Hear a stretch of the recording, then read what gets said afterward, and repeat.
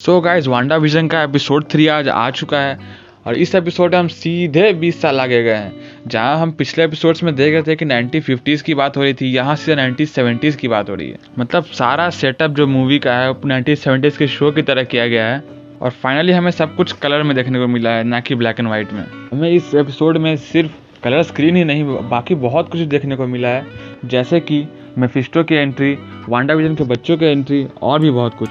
मैं इस वीडियो में सब कुछ बताऊंगा आपको और लास्ट में आपको मैं बताऊंगा कि क्विक सिल्वर कैसे एमसीयू में रिटर्न करेगा। जी हाँ, क्विक सिल्वर। तो चलिए वीडियो को शुरू करते हैं। तो इस एपिसोड का पूरा फोकस जो होता है वो वांडा के बच्चों पे होता है। हमने पिछले एपिसोड में देखा था कि वांडा प्रेग्नेंट थी और इस एपिसोड में हम इसलिए स्टार्टिंग में देखते हैं कि एक डॉक्टर वांडा के घर विजिट करता है और वो बातों बातों में ही कहता है कि वांडा का जो बच्चा है वो 4 महीने का है। तो विजन वहाँ थोड़ा कंफ्यूज होता है कि ऐसा कैसे हो गया। कुछ दिन पहले पता चला है कि वांडा प्रेग्नेंट है और आज वो प्रेग्नेंट 4 महीने से, ऐसा कैसे। तो यहाँ विजन के माइंड में कुछ शक होता है बट वो कुछ कहता नहीं है। तो जब डॉक्टर वापस जा रहा होता है तो वहाँ पे डॉक्टर विजन से कहता है कि वो बरमुंडा घूमने जा रहा है। तो यहाँ आप अगर ध्यान दे तो यहाँ बात बरमुंडा कोई जगह की नहीं हो रही है, बरमुंडा जो ट्रायंगल है उसकी बात हो रही है। तो आप लोगों को पता होगा कि जो बरमुंडा ट्रायंगल है वहाँ कोई भी ऑब्जेक्ट या कोई भी चीज़ जाती है तो वो कभी वापस नहीं आती, उसी में फंस के रह जाती है। तो यहाँ पे ऐसा हो सकता है या फिर ऐसा ही है कि वांडा की रियलिटी को यहाँ बरमुंडा ट्रायंगल से बताया जा रहा हो और वो डॉक्टर जो है वो उसी ट्रायंगल में फंस गया हो। और इस बात की कन्फर्मेशन हमें यहाँ हो जाती है जब थोड़ी देर बाद एपिसोड में हमें देखने को मिलता है कि जब डॉक्टर होता है वो कहता है विजन से कि हमारा ट्रिप कैंसिल हो गया और कैंसिल होने का रीज़न वो ये बताता है कि शहर से निकलना बहुत ही मुश्किल है। तो यहाँ पे ये बात तो कंफर्म हो जाती है कि वांडा की जो रियलिटी है वो एक शहर पे बेस्ड है जहाँ ना कोई आ सकता है बाहर से, ना कोई जा सकता है। आगे एपिसोड में हम देखते हैं कि वांडा कुछ सोच रही होती है। वो सोचती है कि जो वांडा के बच्चे होंगे या फिर जो बच्चा होगा वो एक्चुअल में रोबोट होगा या फिर ह्यूमन होगा, क्योंकि जो विजन है वो ना ही रोबोट है ना ही ह्यूमन है। वो फुल्ली रोबोट भी नहीं है, फुल्ली ह्यूमन भी नहीं है, वो एक सिंथेसाइज्ड रोबोट है। इसीलिए एमसीयू में पहली बार हम सिंथेजॉइड वर्ड सुनते हैं। हालांकि इस वर्ड को काफ़ी बार कॉमिक्स में इस्तेमाल किया जा चुका है विजन के लिए। अगर आप सोच रहे हो कि ये वर्ड क्या कर लेगा या फिर इस वर्ड के ऊपर इतना लंबा लाइन क्यों बोल रहा है, तो आपको मैं अगली वीडियो में बता दूंगा कि ये वर्ड इतना इंपॉर्टेंट क्यों है।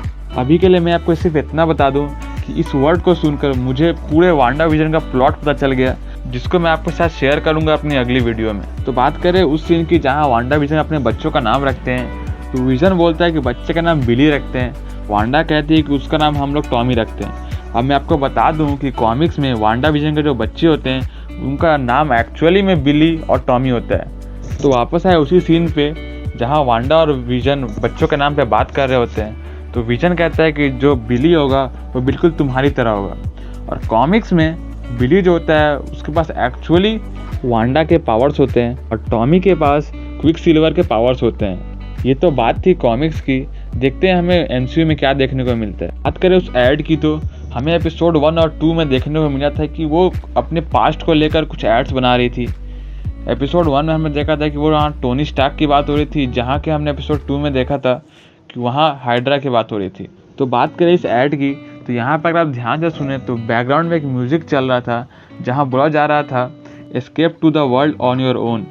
यहाँ एक्चुअली वांडा के जो आर्टिफिशियल रियलिटी है उसकी तरफ इशारा किया जा रहा था। अगर आप ध्यान दें तो आपको पता चलेगा कि जो एक्टर्स थे तीनों ऐड में वो तीनों सेम थे। तो ऐसा हो सकता है कि ये वांडा के पेरेंट्स हो। तो आगे बढ़ते हैं, हम बात करते हैं उस सीन के बारे में जहाँ वांडा के बच्चे हो चुके होते हैं और जो मोनिका रैम्बियो होती हैं वो वांडा के बगल में खड़ी होती हैं और बातों ही बातों में वांडा जो है वो अपने भाई पिएट्रो के बारे में बात करती है। पिएट्रो मतलब हमारा क्विक सिल्वर। और अपने भाई के बारे में बात करते करते वांडा काफ़ी इमोशनल हो जाती है और वो रोने भी लगती है। तभी मोनिका रैम्बियो अचानक से कहती है कि क्या वही भाई है जिसको अल्ट्रॉन ने मार दिया था। तो ये सुनकर वांडा काफ़ी शॉक हो जाती है क्योंकि उसकी रियलिटी में उसके पास्ट के बारे में किसी को नहीं पता होता। तो वांडा पूछती है मोनिका रैम्बियो से कि आखिर तुम हो कौन, तुम्हें ये सब पता कैसे है। वहीं दूसरी तरफ हम देखते हैं कि जो एगाथा होती है वो विजन से कहती है कि क्या मोनिका अंदर है वांडा के साथ। तो विजन कहता है हाँ वो अंदर है, क्या कोई प्रॉब्लम है। तो एग्नेस कहती है उससे कि तुम्हें पता नहीं। तो बोलता है नहीं मुझे कुछ नहीं पता। तो कहती है कि उसका पास्ट के बारे में किसी को नहीं पता, ना हस्बैंड, ना रिलेटिव, ना कुछ, ना ही उसका कोई घर है। वहीं दूसरी तरफ वांडा बार बार पूछती है मोनिका रैम्बियो से कि तुम बताओ तुम हो कौन। मोनिका बताती नहीं है। फिर वांडा उसके लॉकेट पर ध्यान देती है तो वहाँ पे स्वॉर्ड का एक लोगो होता है। अब वांडा समझ चुकी थी कि मोनिका रैम्बियो स्वॉर्ड की एक एजेंट है जो कि उसके रियलिटी में आ चुकी है। हमने ट्रेलर्स में देखा था कि एक सीन था, मैं आपको दिखाता हूँ कि यहाँ पर मोनिका को जो वांडा है वो अपनी रियलिटी से बाहर फेंक रही है, लेकिन हमें शो में ऐसा कुछ दिखाया नहीं जाता। तभी हम देखते हैं कि विजन भागता भागता आता है और पूछता है वांडा से कि मोनिका कहाँ गई, तो वो कहती है वो चली गई। तभी हम देखते हैं कि मोनिका, जिसको वांडा ने अपनी रियलिटी से बाहर फेंक दिया था, वो वेस्ट व्यू शहर के बाहर गिरी पड़ी होती है।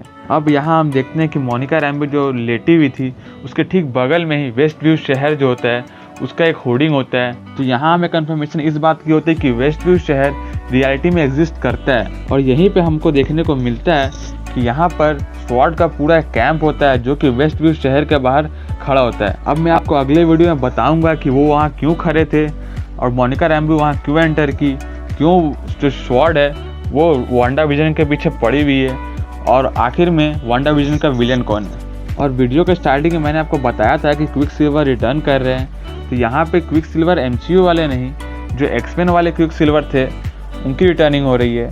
इसकी कंफर्मेशन उनके डब आर्टिस्ट जो हैं रोड्री मार्टिन, उन्होंने अपने ट्विटर पोस्ट के द्वारा किया, जिसमें उन्होंने लिखा कि वो क्विक सिल्वर की डबिंग करना चालू कर चुके हैं। हमें ये बात तो कंफर्म हो गई कि अब हमें MCU में एक्समैन भी देखने को मिलेगा, और इसी तरह हो सकता है डेडपूल भी MCU में वापस आ जाए।